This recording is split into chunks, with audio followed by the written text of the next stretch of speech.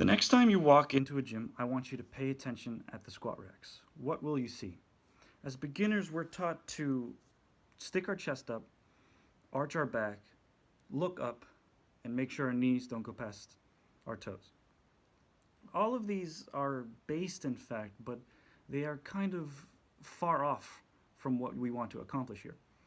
The main points that we have to drive here are creating a neutral spine and making sure that our ankles and knees are aligned while also keeping our core braced during the entirety of the motion. Now, I have learned over 5 cues to help us um, create this optimal platform in order to squat properly. The first cue is bracing. When people ask me what's the best exercise to do for abs, I always say squatting. So during the entirety of the movement, make sure that you are forcing downwards on your abs, including your glutes, your obliques, and making sure that you're locked into place. This will effectively make your spine, your lower spine, straight. The second cue is to activate your lats. Now, when you have the bar on your back, most people are just steady and don't really think about squeezing.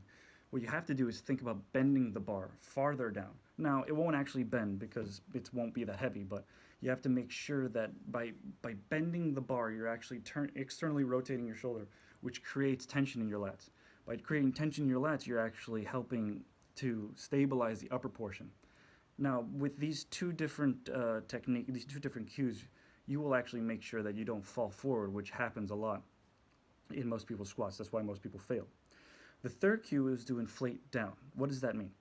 You have to make sure that you're breathing through your lower intestine. Now, that doesn't really make sense, but let me put it this way. If you are breathing up here through your lungs, people usually breathe like this, and then their chest expands forward. But that doesn't actually put your diaphragm in place. It actually lifts your chest up, and that's one of the cues that's actually wrong. So what you want to do is inflate through your stomach. Pretend you're filling a balloon up down here. Now this will actually help you with the first cue, which is bracing, by locking in your abs on one part, your diaphragm, and then your spine. This creates a very strong mold that will help you from breaking. Now the fourth cue is to rip the ground. The feet and ankle play a very important role in our ability to squat. You have to make sure that when you unrack the bar, you have to complete the first other cues and then pretend that your feet are like eagle's talons. Make sure you are ripping apart the floor and pointing your knees outwards and your toes outwards. This will also help you with the fifth cue, which is actually squeezing your glutes. By tearing up the floor, you are effectively squeezing your glutes and activating the entire lower portion of your body ready to go. This creates tension and avoids any kind of looseness in the entirety of the squat. So, let's go through it again. First, we have to squeeze our abs downwards, and then we bend the bar over our back. This creates that neutral spine that is optimal for heavy lifting.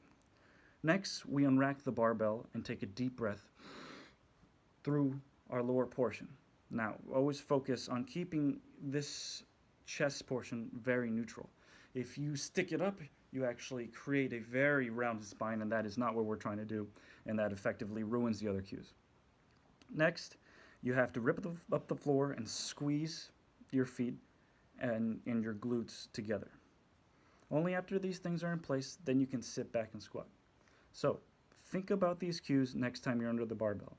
You'll be able to squat more, avoid injury, and effectively push up your PR and help you get further in your squat. Thank you.